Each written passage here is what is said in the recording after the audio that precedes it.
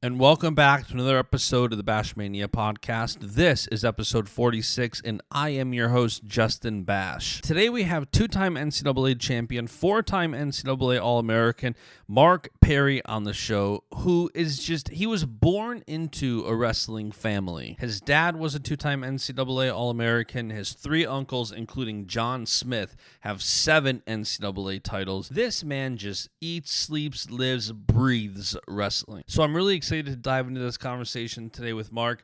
Guys, before I dive into the conversation and roll the intro, if you haven't subscribed to the podcast, be sure to subscribe on Apple Podcasts, Spotify, Stitcher, Anchor, YouTube, wherever you listen to podcasts. And be sure, if you do listen on Apple Podcasts, to leave a 5-star rating and review, if you like the podcast, of course. All right, let's roll the intro.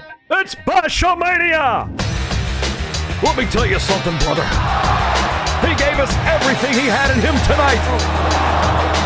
What you gonna do when Baschamania runs wild on you? Oh, it's gonna be a good one. And business just picked up here on the podcast.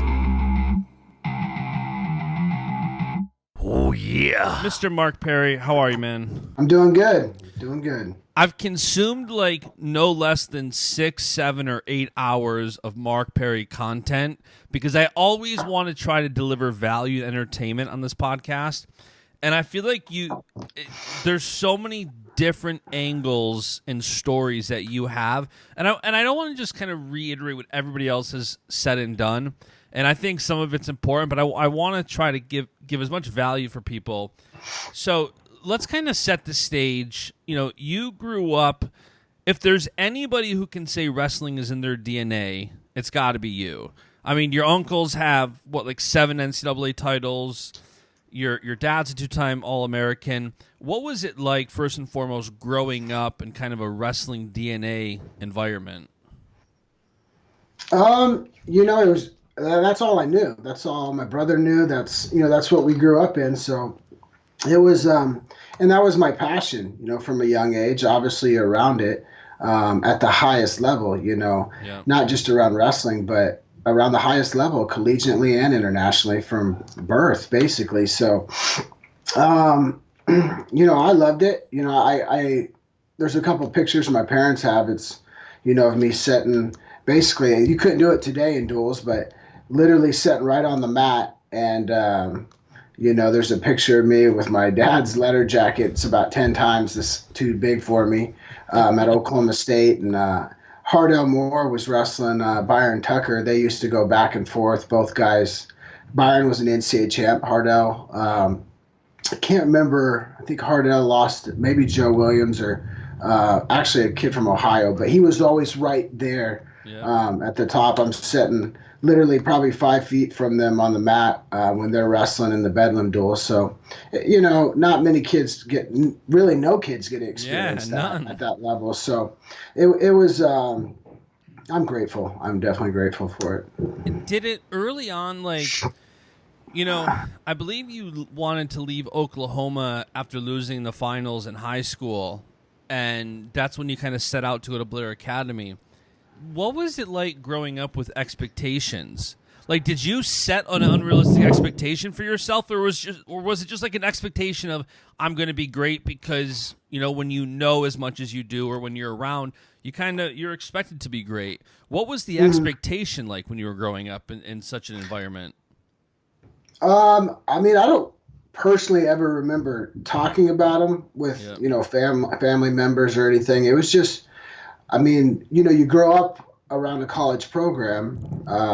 You're a wrestler. You want to be an NCAA champion. So it was more just self expectations, what you expected from yourself, more than my dad or my mom or my family members saying, hey, we expect this out of you or this. It just, It's who I was and what I wanted to do from a young age. Yeah, probably my goals were determined a lot younger than most, as far as really knowing. Like, I knew at a young age. I remember even thinking on the playground when I was in, second, third, fourth, fifth grade, that we're playing whatever, football or basketball or kickball, And I remember thinking that, you know, when all of these kids, when we're in college, you know, there's probably not a whole lot of them that will compete at the D1 level. And just thinking that way as a young kid I knew what I was going to do, you know,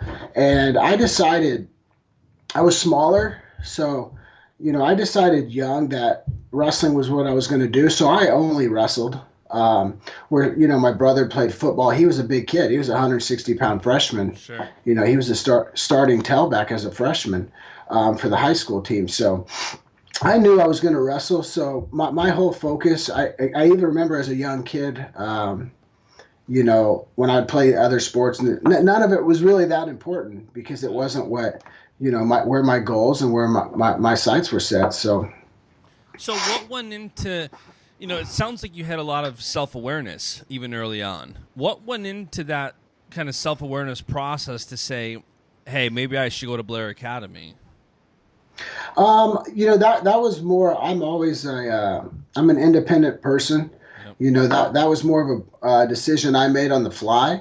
You know, as a young kid, obviously everybody wants to be, you know, a 4-time state champ. And when I fell short in the state finals as a freshman, you know, life was over for me at the time. You know, that was hard.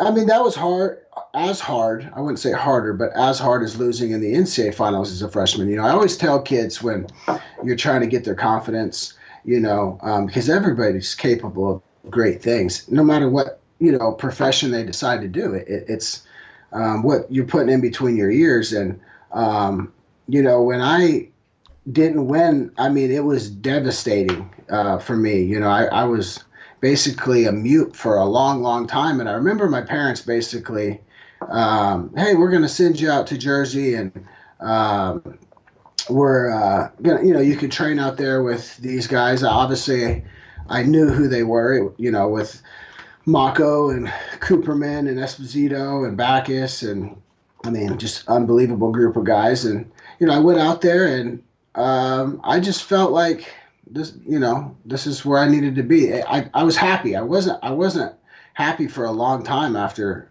my freshman year, you know, 3 months where I basically was not, depressed, you know. Yeah. I mean, I was still a young kid, but when I tell people, you know, when you walk to, you know, you go to your first state tournament and you know you're going to do good, or, you know, it's no different in NCAAs, and it's no different at the Olympic level. You know if you're ready, and you know if you're the best, and the emotions are no different. You know, the emotions for a young kid that loses in the junior high state tournament or the elementary state tournament is no different than a kid losing in the world finals. Sure. You know, maybe you're a little more mature, and you handle it differently. But those same feelings that you got are greats like, you know, Jordan Burroughs and Kyle Snyder, et cetera, et cetera. It's the same. They feel the same pain that a young kid does at the state tournament. My wife didn't grow up around wrestling, but she's seen, you know, some things where younger kids are just distraught when they lose and this and that, and it doesn't make sense to her. But, you know, like telling her from personal experience, like, you know, it is everything at that point in time. You know, that fourth grader is investing everything into becoming a state champion or Tulsa National or whatever it is. And when, you know, if they fall short of that, it's devastating for them as a young kid. It's devastating, and it just trickles on the older you get. But it's good for young kids, I think, especially that want to compete at the college and international level. And there's no reason to have there's no reason for you not to succeed right away. Yep. You know, a lot of it is the expectation and the knowledge you have. And, you know, if you're doing things right and you've elevated yourself to that level, there's no reason you shouldn't win an NCAA title as a freshman. There's no reason you shouldn't win a world title right out of college. So I think a lot of it, you know, we already have the blueprint in front of us from a young age. It's just some people might not have the confidence. Some people might not have, you know, the right guidance. Some people might not have the work ethic, you know, but a lot more people are capable of doing amazing things in all sports than they realize. It's just sticking with it and grinding it out. And how did you get through the depression after you lost? Like, I know going to Jersey, you started to get happier as you were wrestling with some of these guys. But, like, how did you – I'm sure there's many people who are in that position of losing after a big match. They get into kind of a spell of depression. Like, what would be your advice to kind of push through that? I a lot like Tom and Terry talk about, I think that's pretty important, and they're good at it. They're very good with their athletes, and their athletes are very good. So some are, Yeah. Yeah. and the ones that aren't are usually the very, very best ones, that just aren't used to losing. But it's not easy. They always talk about moving forward, the next thing in front of you, and it's true. It's true, but we all tick differently. Where Gilman is pretty impressive in that aspect where, he can take the intel from the competition where he made mistakes. He can move forward, quickly. Where some people, myself included, it would take a while. It'd take a while to recover, and that's probably a flaw as an athlete and as a coach. Sometimes, I'm pretty invested and emotional, no more than obviously someone like Thomas Gilman. It's just emotionally a little different. And how do you, on the kind of other end of that, how do you continue to elevate yourself? Like, you lose in the state finals, then you work to get better. Same in college. You continue to elevate yourself and become better, even through both wins and losses.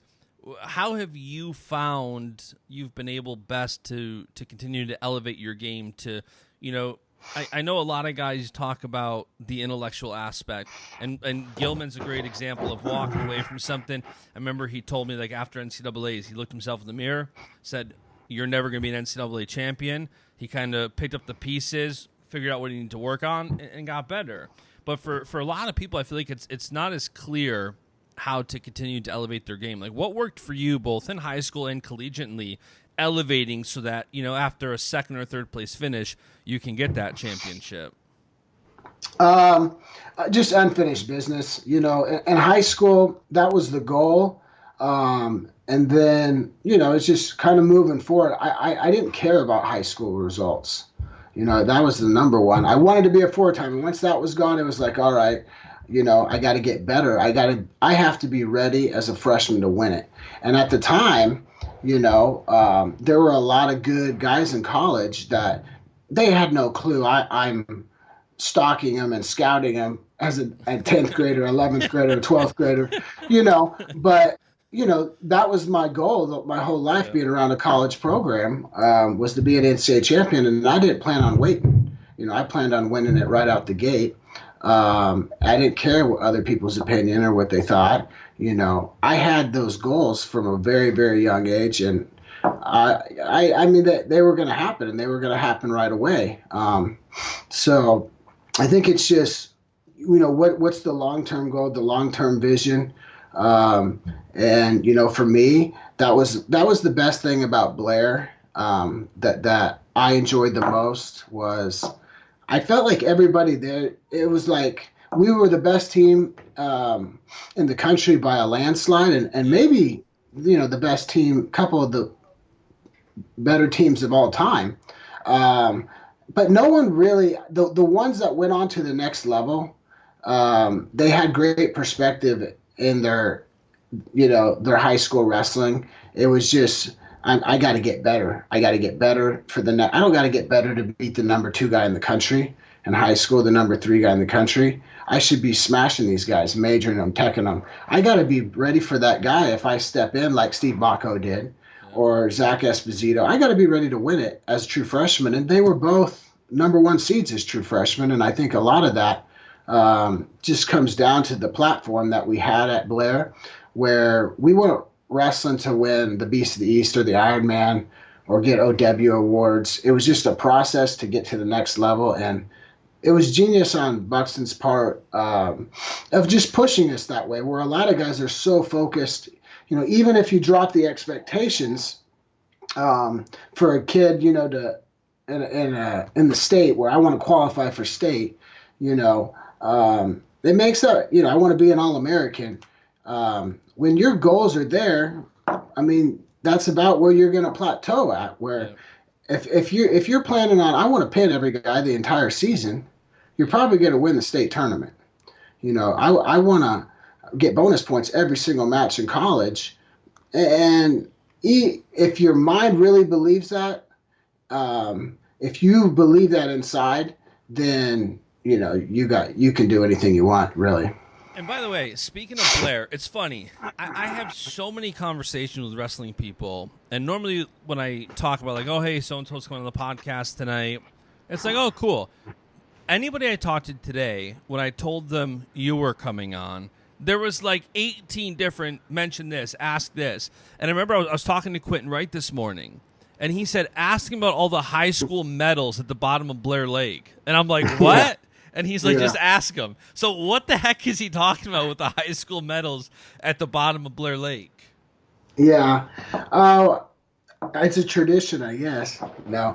We in Stillwater, I lived, our house, we had a pond right behind our house, and, I guess I'm a poor sport. If I didn't win, I don't keep second place Big Ten or second place anything, Fargo trophies, I just chuck them in the lake. So every time I finish second or third, those awards are somewhere at the bottom of the lake. That's great. Now, if I have this correctly, you had 3 herniated discs your sophomore year in Iowa, right? Yeah. Now, when you're out for that, what is your perspective when any time in your life, like if you talk about after your freshman year in high school, you get depressed for a bit, but then you go to Blair, you go to Jersey, you kind of around different people, you change you get a little happier. When you face an injury like that, what's your perspective to not get so frustrated, but to continue getting better, to come back and keep winning? Like, how do you keep a proper perspective through an injury like that? Yeah, I mean, I didn't handle it the right way, for sure, from a rehab perspective. And it was just, there were a lot of things happening at the time at Iowa. And I was the best form that I ever was as a wrestler that year. That, I was my sophomore year. It was a great weight class. It was myself and Ben Askren and Jake Herbert and several other really, really talented wrestlers. But those were the top 3 guys. Yeah. And I think I started the season out 14-0 with 14 pins. And then I got hurt in the semifinals at the Midlands, and it was just a fluke. It was a fluke thing. I slipped trying to kind of an outside step duck. I slipped on a sweat from the previous match. The guy fell weird, landed kind of on my neck, and then I kind of collapsed, just like someone gets KO. They just drop straight down like a brick. And when I landed, the guy caught me in a Turk and was cranking on me for the entire 2 minutes, 20 seconds, and I just wouldn't go over.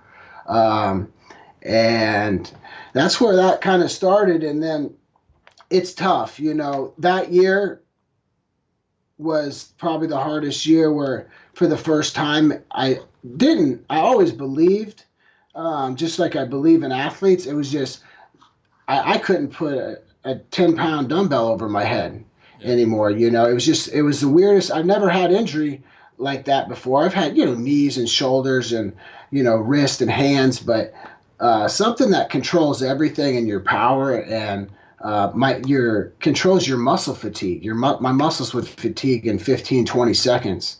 It was tough, especially, when I'm training to dominate and beat guys of that caliber. In my head, I was like, I'm going to smash these guys. I was the most ready I've ever been in my life. I couldn't wait to wrestle Askren and Herbert. And then once that happened, I knew I was in trouble, big trouble. And I just did everything I could to help the team out. But I knew there was no way I was going to be able to beat someone with an injury like that. I couldn't shoot anymore. I never shot again the rest of my career, basically. I was grew up, obviously, in the Oklahoma State room. I was, a guy that moved a lot, shot a lot of low singles, a lot of like John Smith high crotches, double legs to the body. I would throw a lot where I wouldn't throw anymore because I didn't want to arch on my neck. So I had a completely after that year, I made a decision on my own. If I still want to, even though I'm not the same anymore. Yep. And back then, neck surgeries and the healthcare for taking care of guys' necks wasn't nearly as good. Right. I knew I had to transform my style, because even though it wasn't what I wanted those first 2 years, in college, getting second and third, I still had that goal since a little kid. I got to find a way to win the NCAA tournament. So I quit shooting. I focused a lot more on my riding, and I completely went from I guess you could say an outside wrestler to a funk wrestler. I just completely switched my wrestling around and relied on my scrambling ability. And most people were scared to wrestle me because they didn't want to get taken down. Yep. And I'd have to start winning matches differently. Then I'd get guys that kind of figured out, hey, something's wrong, this guy doesn't ever shoot, so then they wouldn't shoot. So then the matches would sometimes I might have a match that's a lot closer with somebody that beforehand I might have tech falled or pinned. Yep. So it was a tough time, but from an athlete, I think it's important as an athlete, to be able to make adjustments like that. And, it's helped me in coaching because I completely just switched my entire style based off of, how my body felt. And do you think that's what helped you? Like, obviously you have this injury, and then it's funny you say, because now, like, thinking of, I watched the Hendrix finals match after I watched the Flow documentary, and I kind of, now that you're saying this, like, I'm processing it real time, thinking, like, that makes sense. Like, I don't think you really shot in that match, but you kind of got your confidence. I think you said as soon as you got that crab ride and you knew it was over. And it's funny hearing you say that you had to transition to almost more of a defensive wrestling position.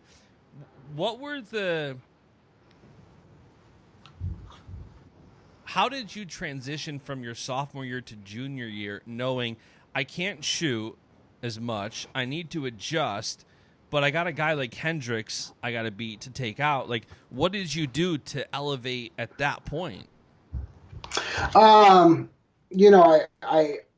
The mental side of it, I had great coaches, obviously, with Tom Brands and Dan Gable. So you have about as good on that side of things as I could have. I mean, just being ready. The one thing with, I think Johnny was probably the most gifted and special athlete I ever competed against in competition or practice. And I've wrestled with the very, very best. He's a guy that wrestled. He was a killer as a young kid. I'm from Oklahoma, so he's one of those guys that won, however many you can, 10 state titles, 10 Tulsa national titles, 6 Fargo titles. He was the guy. He was the guy. And then he has a great college career, and he's never fought in his life, and he goes and wins a world title in 4 years. He's a pretty unique guy. So I knew what I had in front of me as far as that.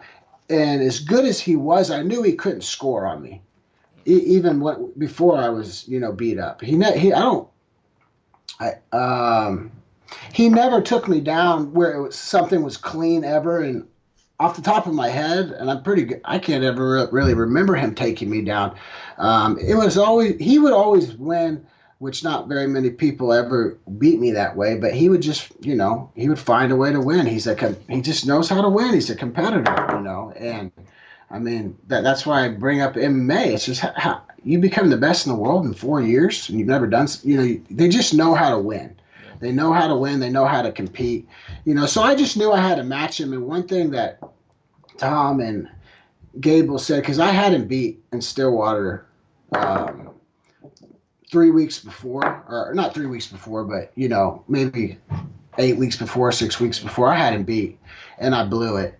And several times I had him beat, I was up by 2 takedowns, and no one could get to me, that way. But he would find a way, sometimes good calls, sometimes bad. But at the end of the day, he out wrestled me, and that's why he won. And so they talked about you got to be able to match. Your focus has to be able to match his for 420 seconds or more. And that was just a big thing for me. Was I knew it wasn't going to be pretty. I knew the wrestling wasn't going to be exciting, because I couldn't really. Sure. I couldn't go upper body anymore. I couldn't shoot, that much. He knew that he wanted nothing to do with me upper body. He knew he wanted nothing to do with the scrambles. And physically, him and, he's the strongest pound for pound guy I've ever, wrestled. So he could positionally keep me where he wanted at all times. And so I just knew I had to stay in there and make something happen, and things fell into place. It still wasn't really the match that, you visualize and you want to have. But, it came together, and it wasn't pretty, but, it is what it is. And did that give you more confidence? I'm always curious when I talk to people about, at a high level, learning from both wins and losses. Do you think you learned more from that win or previous losses at the NCAAs, where now you go into your senior year, you have another great competitor? Where do you think what did your junior championship mean to you and help you for your senior year? At the time it was just a relief, Yeah. I mean, I know you hear that a lot, but it was a real, that's all I cared about. At that time I remember, I don't feel that way anymore, but as a kid, I could win the NCAA championships. I could die the next day. I'll be happy. It was that kind of feeling. It was like, now what? Dude, your emotion showed it. I mean, the emotion after the match is just, you see that. Yeah. So it was just, all right, finally, I've come short the last couple of years. It's done. And, going into the next year, you see it all the time. I've coached it, and I just, it's just a dumb thought process. I didn't respect any of those guys. I didn't think any of them were any good. And obviously, I'm talking from my mindset back then as a competitor. Sure, yep. I know they were great wrestlers, but at the time, I'm like, these guys aren't on my level. Don't matter if I'm hurt; they're not on my level. Now, I mean, in the regular season, it's not the best mentality in the world. But when the lights are bright, they don't got a shot in hell. And that was kind of my mindset, and that's probably why my senior year was rough physically, emotionally. About everything that could go wrong that year went wrong for me. Outside of wrestling, inside of wrestling. Then I tear my knee and have to have knee surgery because my leg won't unlock. But even when that happened, I spent a lot of time, Coach Brands had a team to get ready to win a national championship. That was our first national championship. We had some unbelievable guys on the team. And, I spent a lot of time with Gable just doing crazy workouts at his house. And I didn't even wrestle for like the last, at all, because I had a neck problem, and then obviously I just had knee surgery. But Gable, had me ready, and after the Big Tens, I was nervous. I wasn't supposed to be on the mat. The doctor said, you're crazy. You're supposed to be out 6 months. You're supposed to be out off the mat 6 months, and you're wrestling the best guys in the country in the Big Ten championships 3 weeks later. I wrestled scared, and it showed, and I just didn't compete well. And then going into the nationals, whether it's, again, if I could go back and do things, I would do them differently. But my mind at the time was, who cares what happens to my body? This is it. I'm never wrestling again. These guys Did you know then you weren't going to wrestle freestyle internationally? Yeah, and I wish I wasn't thinking that way now, but I just didn't. I wasn't. It was just me talking to myself, I guess. I just didn't have the right things going in between my ears that I was putting in my ears. I was just beat up, I was like, how am I, these guys aren't on my level. I'm going to I'm going to get it done. So I got it done. And I knew internationally that the way I think, I knew I would do very well. But it would take time. And my biggest thing was, all right, I need to get complete knees, reconstruct my knee, and then I'm going to have to do something about my neck so I can shoot again. Because what are you going to just funk roll, guys? Right. Like I got to get back to my offense. I got to get back to my baseline defense. I grew up, obviously with my uncle John Smith, growing up around Kendall Cross. I learned a lot of things, from the parterre and chest wraps, and I just had a good style. And when I could shoot, I really, I wish I would have done it, in hindsight, but it was 2008 when I graduated. I was, the trials were whatever. 6 weeks later, I just blew my knee out, kind of deal, where it was like, all right, but I want to go a whole another 4 years. And, I don't know, in hindsight, it all worked out great because we had Jordan Burroughs come along and he won an Olympic gold medal in 2012. So it's a blessing in disguise. And then what was your transition like from athlete to coach? Pretty easy. I'm, even in college and in high school, just being around it, it's just natural. Yeah. It's natural for me to want to help other guys and help people. And, I've been fortunate to be around so many different legends that, they all have the same principles and lifestyle, but, they might have a little different skill sets or training methods, et cetera, where just it was natural. I mean, I knew that I would do well because I was helping a lot of guys, doing my best, and maybe too much in college and maybe too much in college and high school, saying, hey, you need to do this, against this guy. You need to do this. And I know sometimes my coaches were like, just worry about yourself kind of deal. But then sometimes they were like, hey, that worked. Hey, that game plan worked. I remember, a couple times where we had guys win big matches they weren't supposed to win. So I knew that it would be natural. I mean, I grew up around the elite of elite coaches. And you've coached at what? Penn State for a year, Cal Poly, Illinois, now the Hawkeye Wrestling Club. What do you think is the biggest difference between 4 different programs like that? Pretty drastic, really. Yeah. When I was at Penn State, it was just a great opportunity, and financially, it was really good for me right out of college. Sure. Second assistant, Big Ten program. I always think about, I would never go somewhere that I didn't believe in. I'm not one of those guys. I just want to be in wrestling because I love wrestling, and hell with that. If I'm not trying to develop champions every year, then it's not from, it's just, that's not what I'm about. And when I went to Penn State, I knew one is they weren't where they are obviously now, but I'm like, imagine how good this team could be. How, with the in-state recruiting, Jersey right there, Ohio, New York, and then it has a great education. It's a great institution, a cool little town. I thought, hey, they can be the best. They could be. So going there was cool. I worked with the freshmen that year. It was a little different than I expected, but they really just let me work with the freshmen, and we signed Ed Ruth from Blair Academy.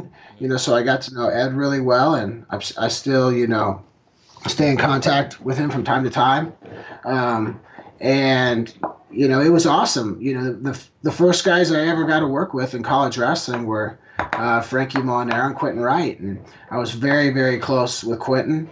And now I'm really, really close with Frankie, and it was awesome to see those guys, progress throughout their careers and become, legends for Penn State, and just do those are my first 2 guys I got to work with. So I was lucky, and they just workers, great wrestlers, great people. And then going to Cal Poly was um, it was, and the way I visualized it when I was going there was, hey, this should be the Cornell of the West. This should be the Cornell of the West. And one is, it's a lot easier to get kids into school than Stanford. Two is the California, the financial aid there was amazing back at the time. If you haven't been to Cal Poly, it's amazing. It's probably the coolest, place in the country as far as just. Didn't you initially recruit Jesse Delgado to go to Cal Poly? Yeah. Yeah. Yep. Delgado came, and we had a great recruiting class. And we had 2 great years. That was probably definitely some of the more enjoyable years that I've had in coaching. It was a pretty amazing time where we came there. That first year, that group of guys. I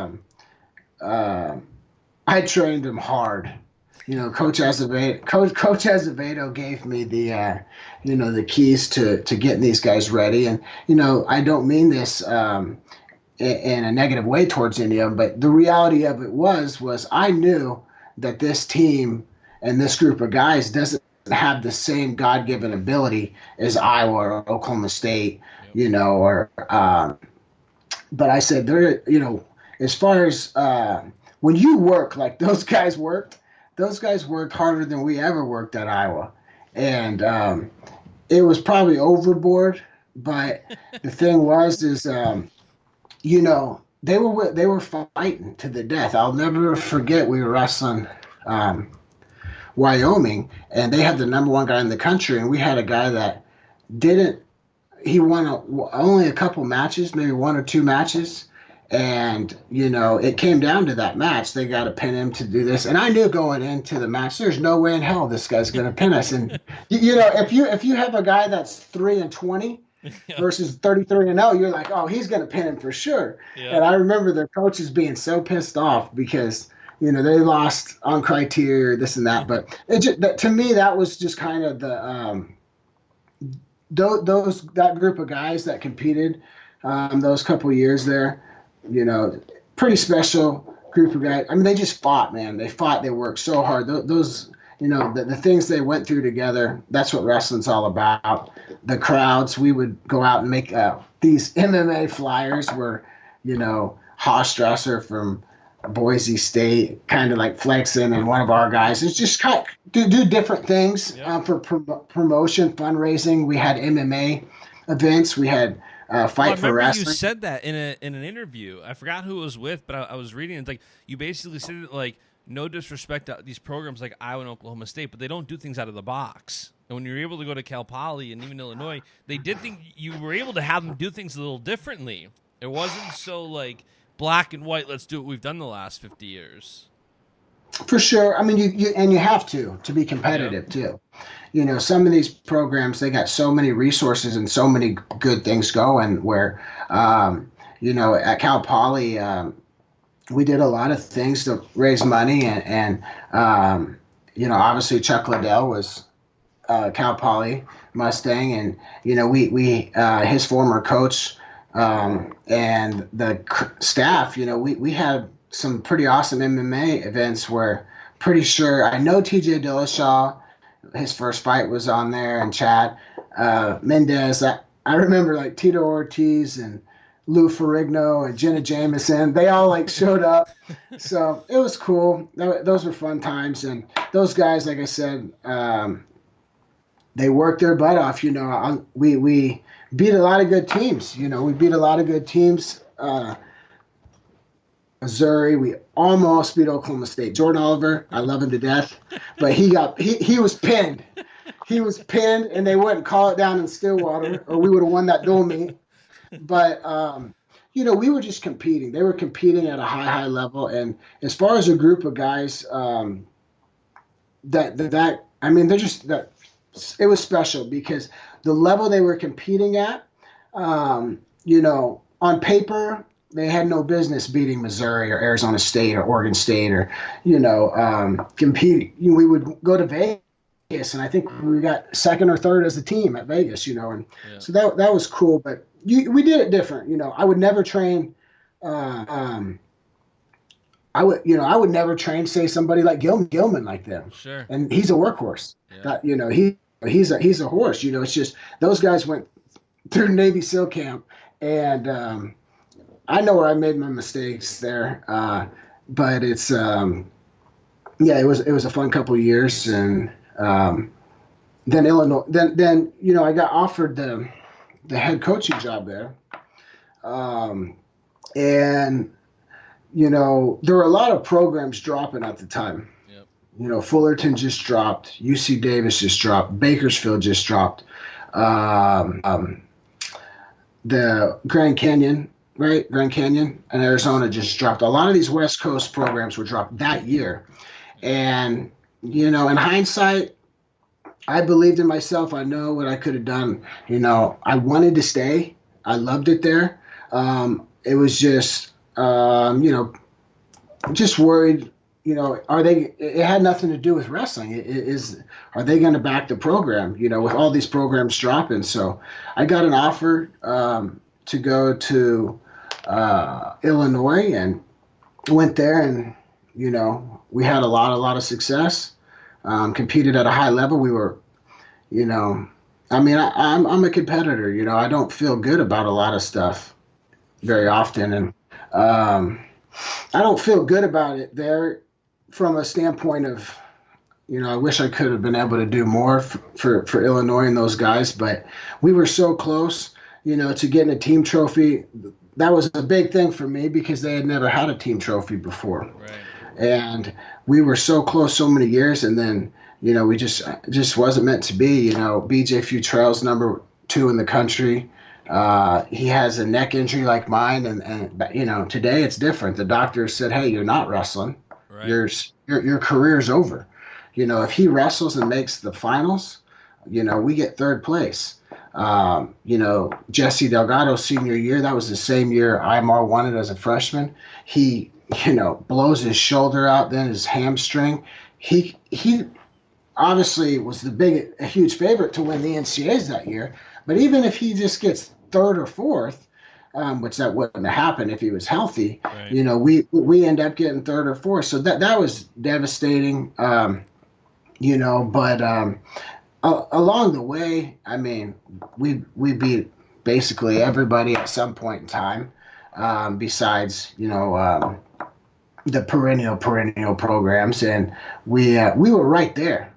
We had some duels with, Oklahoma State. Down in Oklahoma State, that duel, they only did that Final Four 1 year. Yep. But that's one of the coolest things I've been a part of on the college scene. We went up to Cornell, we upset Cornell and whatever, I can't remember what they called it. And then we went down there and we got in a damn war with Oklahoma State. It was an incredible duel. It was a classic duel. For anybody that likes wrestling, you watch that duel. Amazing matches all the way up and down, and it came down to triple overtime at heavyweight. So we were right there. We were right there, and same with Minnesota. They were number 1 or 2 at the time. We had an amazing duel with Iowa in Iowa City. And it was a lot of fun, a lot of fun. Again, a good group of guys, good group of coaches. And then I just knew it wasn't going to happen for me there. It wasn't going to happen. So I got the opportunity to come to the Hawkeye Wrestling Club, and, I wanted to do my part to help them, get the club and get the college program back on top. And, it's funny. You talk about, guys like Imar and Delgado and things that are both the highs and the lows. I'm curious. I remember you said that when you lost to Hendrix, it was like you didn't want it to sound sadistic, but you wanted to give a little pain back. Like, it caused you a couple years of pain. And I was talking to Fellers when he kind of was hooking this up, and he was talking about when Imar lost to Chenzo and how hard that was for you. And I'm curious the comparison from both an athlete to a coach to dealing with the wins and losses. Like, I've talked to so many guys who say, when you're in the corner as a coach, you feel it like you do an athlete. Like, is that the case for you when you're coaching someone? You feel that loss like as if it was your own when you were competing? Oh yeah, absolutely. I mean, that it was, devastating. It was something where you don't know as a coach. There's been how many 4-time national champions, and Yeah. At the time, the path we were on, there was no way in hell anyone was going to beat him his freshman year if he maintained that. And, as the time went on, when you got an animal like that, you got to feed him partners. And my body was, one is I'm not out there scrapping every day, but I wasn't enough anymore, and his partners, great, awesome guys, great partners, but he's a generational, he's like a freak, like Mike Tyson. And we just didn't have the situation, and I knew the competition coming forward. In his career, Jordan Burroughs and guys like that, where you need to take care of this guy. And as his career went on, it was just he was dominating, doing well. Maybe I'm wrong. I just had high anxiety, what Nolf had and what we didn't, and maybe that's not the way to look about it, but I believe it is. That's why I'm doing the RTC thing. Sure. Who you train, iron sharpens iron. And if you're tech falling everybody every single day, or beating them up, you need some resistance, and you need some heavy artillery resistance back.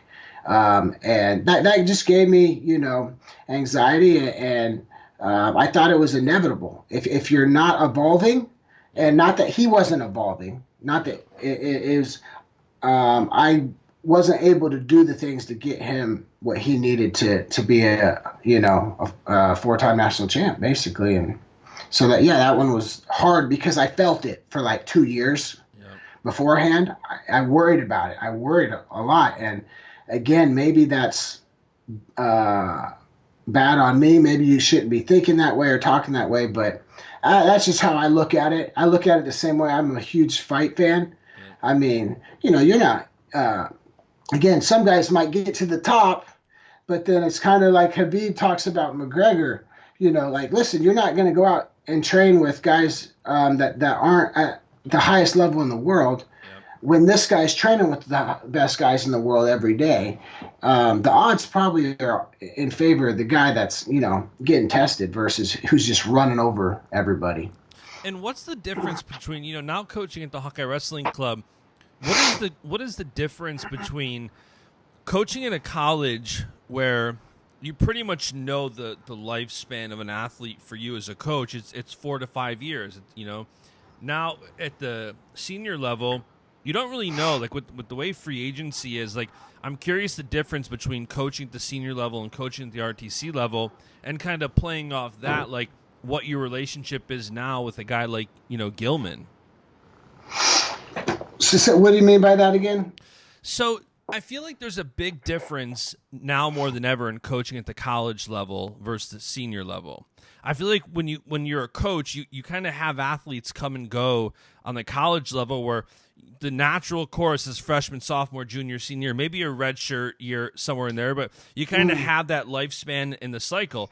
Whereas the RTC level, it's different. You have guys coming and going. You have guys who are more successful. It's not really a team sport. It's more you're focused on an individual guy, where with guys like Aymar and Delgado, you cared a lot about them, but it's also you wanted a team trophy. Now your perspective kind of shifts at the RTC level, and it's not about trying to win a team title. It's about trying to coach somebody to be a world or Olympic champion. And I'm just curious from your perspective, the difference there from coaching at, Big Ten and Pac-10 colleges and now coaching at the RTC level. Yeah, I don't see it a whole lot different because, again, it's the expectation of you and the athlete. And, I've been around the best coaches, and no one has, I don't mean that in an arrogant way. It's just, I I'm pretty good at communicating and building a relationship with somebody that is a high level athlete, or even some that might not be, that have the potential to be if they want. So at Cal Poly with Boris Novachkov, I believed early this guy can be a world and Olympic champion. With Jesse Delgado, and again, I don't mean this towards them. I love these guys. He had a kind of speed that if there was a way to measure speed, I don't know if anyone's ever had that kind of speed. I remember he used to wrestle in Sean Garrett, and people talked about, I was like, he'll never beat him. We're faster. It's like Pacquiao with Mayweather. We're faster. The naked eye might not be able to see it. We're not more explosive, but we're faster. We're quicker. And that makes a big difference at a high level, and understanding distance control. So I believe this with athletes, anywhere, Frankie, Quentin, Jesse, Boris, and so it's not a whole lot different. I think when Imar was a freshman, maybe I'm delusional, but I believed we were training for Yazdani. He was at 70 kilos. Yep. And I was a fan, and I am a fan of Yazdani. He's the best hand fighter I've seen in maybe ever, if you engage in the hand fight with him. Right. And it's hard not to engage when he's that good at it. But, I believe Imar at the time, he was going through everything with his dad. I've never seen anybody train like that. And, going at Iowa and being around Brent Metcalf, who was just a machine in his preparation, and guys like Gilman, I've never seen anybody on top of that. This is the freakiest athlete I've ever been around. Sure. And I believe as a freshman he could win the Worlds, and then he won the NCAAs, and he didn't even compete in the trials, and the guy he beat at NCAAs ended up getting third at the Worlds, James Green. So I don't think it has to do with what college you're at. I think it's the athlete believe in, and he's capable. I mean, Jesse's capable. There's many young guys out there that are capable of doing things. But going to the I mean, he's obviously doing great at the senior level now. He was right there beating Jordan Burroughs last year. But it's always been there. It's always been there. And I think these guys now at Iowa, you just kind of know they're professionals. They tick a little different. Where guys lose track and is that lifestyle of the focus and the determination, to be an NCAA champion or to be an Olympic champion. A lot of guys lose, that focus. They lose of improving. It's not about just working hard. Sometimes I've told Thomas Gilman this before, and I love Thomas, where you're everything any college coach or youth coach would want. I mean, this is the ultimate warrior as far as living right, treating people right, doing things right, but the reality of it is what you've done isn't enough. It shows in the results. And that's hard to hear sometimes. Doesn't mean you can't get there, but you got to make some adjustments. You got to make some adjustments in certain aspects to get there. You can't just keep beating yourself over the head. And that's no different with any guy. Obviously, Kyle Snyder, he can do it.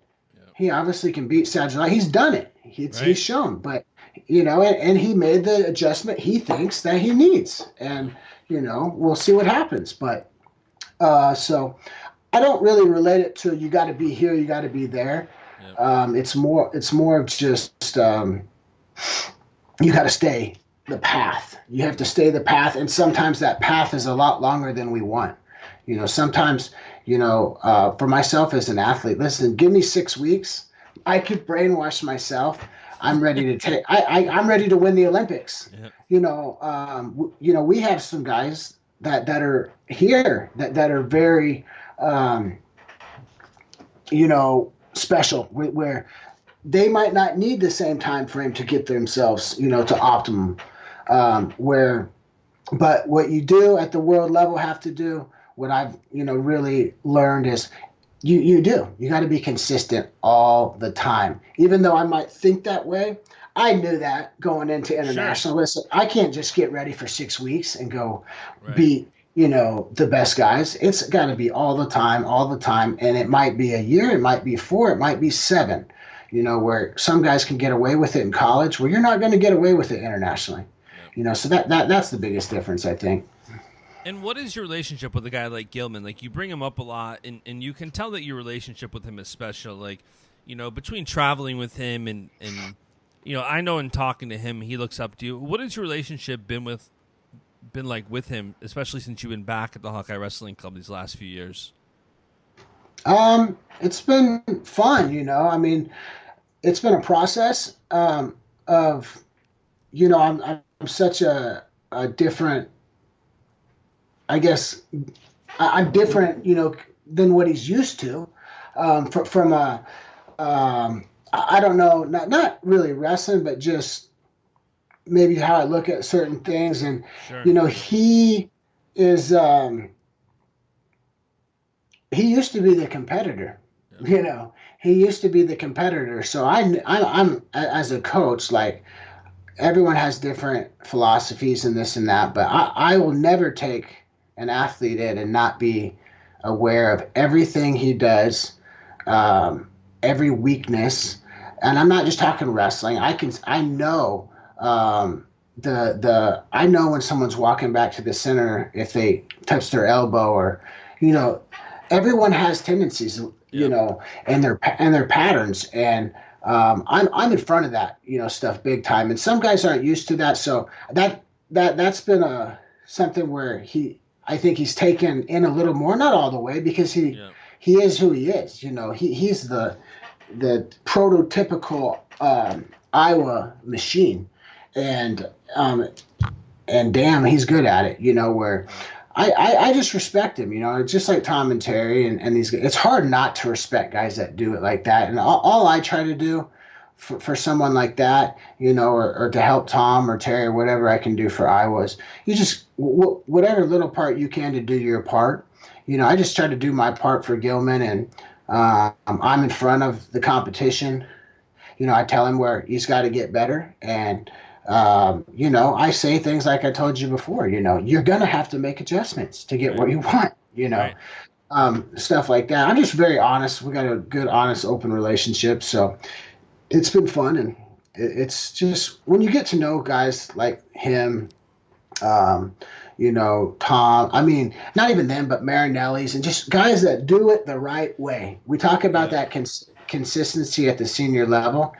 I mean, I knew right away, like, hey, if he stays the path, he's probably going to be one of the very best guys in the world year in and year out, because not very many people, they can talk on it, this day and age, social media, some people, some athletes and coaches, they're a hell of a lot better at marketing themselves than they are at wrestling or coaching.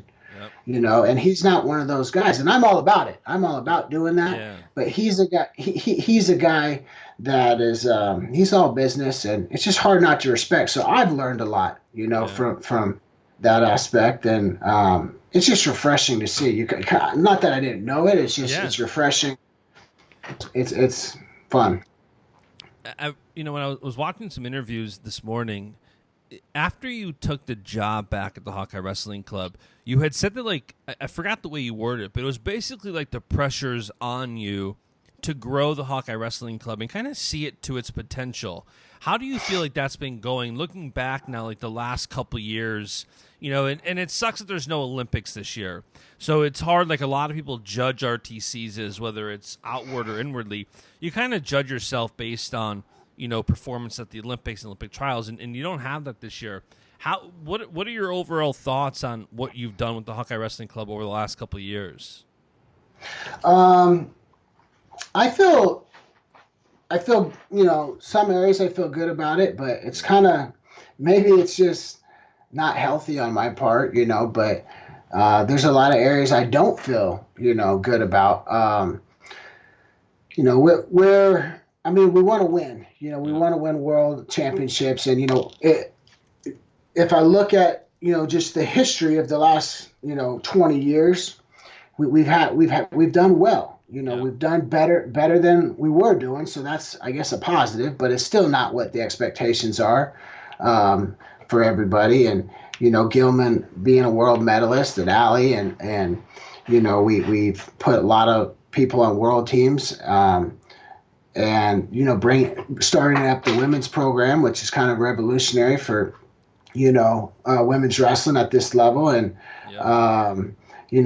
Miracle getting second in the U23s. And, there's a lot of positive things on the fundraising side. We've had so many people that are helping, grow this thing, where we have over 600 people, and I believe that number could double in a year, that are annually giving to the Inner Circle of the Hawkeye Wrestling Club. So there's a lot of positive stuff. It's hard. Like I said a little bit when I was a competitor, this is everything. Yep.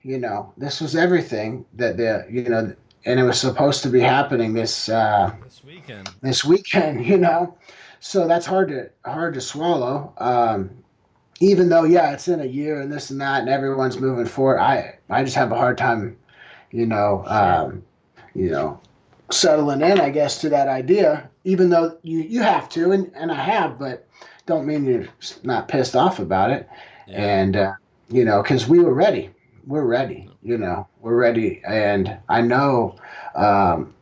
Is that what your reaction was to the Olympics trials and Olympics being postponed for the year? Was just kind of pissed, like, man, we were all ready. Like, you guys do have, like, you have, Miracle, you have Allie, you have Forrest. Like, you guys do lead the charge. There's no other club that has not only the women you guys have, but, like, the caliber women you have. And you do seem like you're ready to fire on all cylinders. Like, is that your expectation or your perspective to the Olympics? I expected 5 in the finals of the trials. Yeah. And then when you get to the final, obviously, with Gilman and Spencer, that way, there's so many good competitors, but I thought those 2 would be in the finals, and then the 3 women would be in the finals. And granted, once you get there, you're wrestling stars. You're wrestling Helen Morales, and you're wrestling Mensa, and I think Kayla's on a whole nother level than her competition. And then Gilman and Spencer, they're 2 animals, locked in a cage together. So, it is what it is. It's just, just not even just the club side of things. It's just, we're all a family, here, and no different than down at Penn State or Oklahoma State. That club, that college, they're very connected, and, to see how far and how hard the staff has and those athletes, over the last couple of years have come, where I always remember Tom, and he, used to say that when he first came back, hey, we're 40 points behind. When I'm talking in 2006, he would say that, Sure. Well, in 2008, we weren't 40 points behind. We were 50 points ahead. And it was kind of the same, deal, where these guys just worked and the staff worked so hard to see that, see that happen. And, it's life. There's a lot worse things happening than the NCAA's not happening, but that's hard. Yeah. When your life is invested only into that, especially this year, that's hard to swallow. I'm a Penn State guy, but for you Iowa guys, like, I feel bad. Like, this was your year. Nobody can deny that. Like, and I'm sure not being, you mentioned, like, it is a family. It is so tied in. Like, how hard did that hit you when NCAAs were canceled too? As hard or not? As hard, if not more. Yeah. I'm a Hawkeye, and that, again, they're all this. It's all the same. We might not actually be, Gilman might not be in the corner, with DeSanto or, Corey Clark or, these guys or these women. And it's no different when we go to the Worlds or Olympics. Not all the coaches might not be in the corner, but the love and the passion, for those people to have success is everything to everybody. So it is it's really tough. That Iowa, the fans, everybody, was pretty excited, but they're not going nowhere. So it stinks. I feel terrible, not just for our guys, but the ones that, I don't understand this NCAA. I get it from a financial standpoint, but I don't understand why guys that have redshirt years, as easy as they're giving out medicals, like say Mark Hall or who else do they have? Aaron Brooks. Yep. I want to say maybe Nick Lee. He's a true junior, right? Yep. True. I believe so. Like why aren't those guys? Why aren't Spencer Lee's, DeSantos, and Abe Assad's? Like that's the university's going to pay that bill, not the not the NCAA. I was hoping that they would at least give guys that had had not used a redshirt year. I was hoping that they would at least give those guys back a year, but I get it. I get it that there's a lot of people losing a lot of money. Actually, I'm trying to think. Nick Lee, I think, actually did take a redshirt freshman year. I don't think he did. Did he? I thought he moved there as a senior in high school and didn't go to high school, and then he wrestled. Because I used to work. He was close with Jeremy Hunter, and Nick and Joe and his father used to come up to our regional training center and work out almost every weekend. When they were young, and maybe I'm wrong, but I'm pretty sure he's a true Either junior. way, I do think like I'm wondering if they're going to come out with something in a month. Pletcher. 3 months. Yeah. Yeah. Pletcher's a true senior. Like he's going to go back to Ohio State next year anyway and finish his degree. Right. And the university's going to pay for it.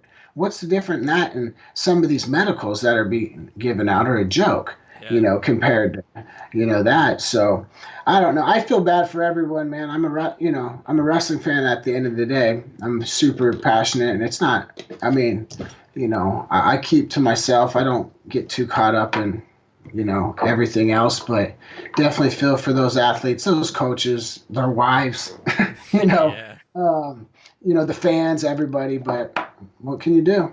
And I want to go back for a minute too. And, you mentioned some of the women that the Hawkeye Wrestling Club has, and I want your perspective on what it's meant to be a coach that's kind of leading that charge. Like women's wrestling is exploding right now, and you guys are definitely kind of on the front end of that with the talent you have. Like, what has it meant for you to be a part of that? Like, as women's wrestling is exploding, to know that you guys are kind of putting your money where your mouth is, and you're bringing some of the best women to the Hawkeye Wrestling Club. What has that meant to be a part of that?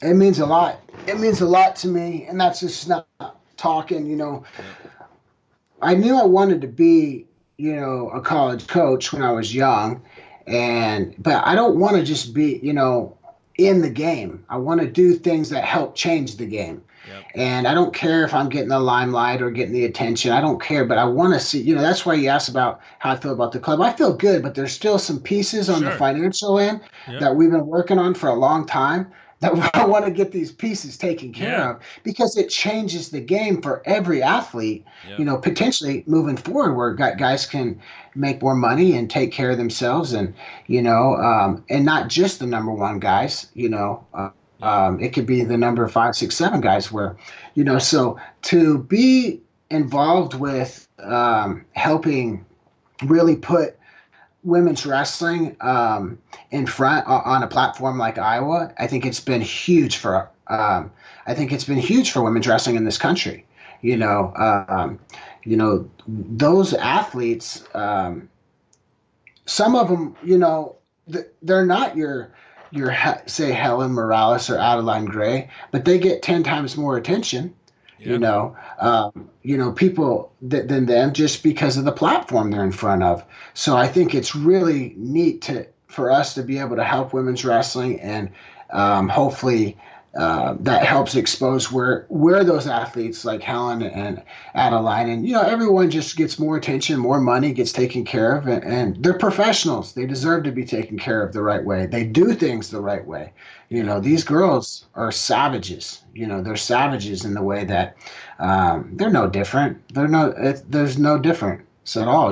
And So yeah, it's been really fun to be a part of that, and I'm excited to see it explode here in the next 5 years. For sure. And last question here before I let you go. You mentioned kind of the reaction to the Olympic trials and Olympics being postponed. Like, as a coach and, as a wrestling fan too, but as a coach, like, what are you doing now over the next, 6 months? Like, I've been trying to think. There hasn't been a time like this where there's nothing. For at least 2-3 months, you're not going to have anything. Like, how do you adjust to that as both not only a wrestling fan who loves the sport, but as a coach now who's responsible for kind of keeping athletes ready now for the trials next year? Pretty easy. I've talked to the athletes, and again, it comes right back to the expectations they have out of themselves. So who really believes that they're going to be the very, very best, be the Olympic champion. And, it's although it stinks, it's not that hard to make that adjustment. Sure. What you do is, the way I look at it for a lot of our athletes, because every single person in our club has another cycle in them. Yeah. If they want, they might win an Olympic gold and say, hey, I'm done, but, sure. But they're all young. And every single person in our club they're on their careers are going this way as far as their wrestling. Yeah. And I feel like, I told them, look at the gains you've made in this amount of time when you've really got focused, because the Olympics are coming. Hey, this is what I wanted my whole life. Oh yeah. Quit feeling sorry for myself. Now it's go time kind of deal. Where look at the gains you've made. I believe that a lot of these athletes, they're going to be so much tougher next year. I mean, and I'm not saying that some other athletes, in the country and in the world won't. But if you have that mindset, versus I'm just going to wrestle, and when it comes, versus I'm going to be a hell of a lot better, because I don't care what people think or say. There's certain athletes that they might be doing the same moves, the same setups, but there's a lot happening in between those ears, right here and right here that wasn't there, where they can continue to grow there and grow, take Kayla, for instance. She's tiny, she's a 59 kilo girl, where she's wrestling at 62, where she can put on, a little bit of power, that maybe when, she gets in deep on those high crotches, that finish is more explosive. And, Gilman, can continue to do what he's done his whole career, and really what he's been doing. I mean, he's had a pretty damn good year this last year, if he continues that path, I believe that he's a hard nut to crack. The thing is I love offense. We all love offense. Everyone loves to watch the offensive wrestler, the offensive fighter, the right. Knockout artist. But the reality of it is Gilman, what makes Gilman so damn tough, and where I feel like we've worked with Forrest and several, I see it with the college guys and other international stars and America in the world, is, I don't think there's a person on the planet that is going to put up multiple takedowns on that guy, or even, I agree. With Kayla, she, her defense improved so much this year, where I don't think anyone's touched her leg this year, where last year she's just letting people on her leg left and right because she can scramble and she's so gifted. She reminds me of a lot of Spencer Lee as far as just the God-given ability, sure. And elusiveness. So I mean, even with Spencer, how much better is he going to be in a year? Right. Yeah. So I think for our country, you look at all those guys, at 65 with Zane and Yanni. I mean, how much better are they going to be in a year? Right. So I think it's beneficial, for everyone, and I expect. I know that our athletes will be at a different level. Yeah, I think for sure it's one of those things where none of these athletes, like, Frank Molinaro retired today, but aside from that, like, a lot of these athletes are just like, hey, I'm going to be ready. If it's tomorrow, if it's in 3 months, 6 months, 9 months, 12 months, I'm going to be ready, and I'm going to be better than I would have been even now. Even letting your body heal up, like, a lot of these guys, I mean, you know it better than anybody. Like, a lot of these guys have injuries, and you're almost rushing to get back, so a little bit of time off to heal your body doesn't necessarily hurt your chances here. Yeah, no, absolutely. There's not many, and even guys that are a little older. I mean, it will affect some, but Sure. I look at a lot of the younger athletes. I mean, Gilman's not necessarily young, but I just see the growth in his wrestling. I mean, in a 2.5 year period, it's like the guy's a freaking machine. Good luck in a year, right? I mean, yeah, and it's even with Kayla. It's like it ultimately comes down to them, or Forrest. I mean, how much she's improved.